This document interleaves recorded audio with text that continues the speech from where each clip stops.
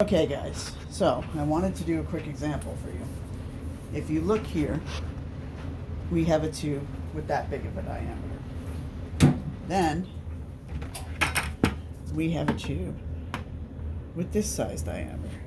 So you can see our difference in diameters. And over here, we have a pump, or for lack of a better phrase, the heart. And these, you're going to think of the blood vessels. So, let us get some blood here, and let's see how this works. So we're going to go with the narrow tube first. Okay, so we're going to watch the speed at which this comes out. Ready? Now you can see that the pump is exerting a certain amount of force to push this out, okay?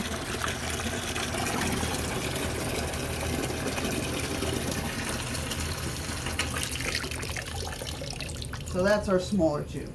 But what happens if we switch this to a larger tube? So now we're going to look at the wider diameter tube, okay? So when we use the wider diameter tube,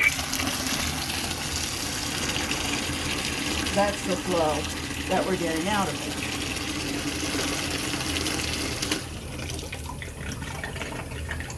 it. Now what's important here?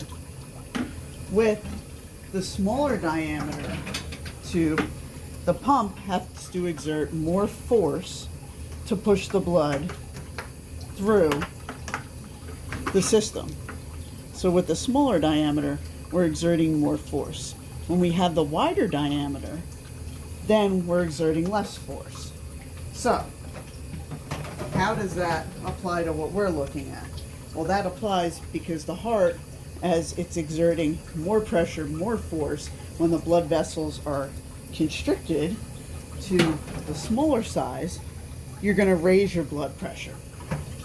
When your blood vessels dilate to the wider size tube, your blood pressure is going to lower because the heart doesn't have to exert as much force to push it through the system. All right. Thank you.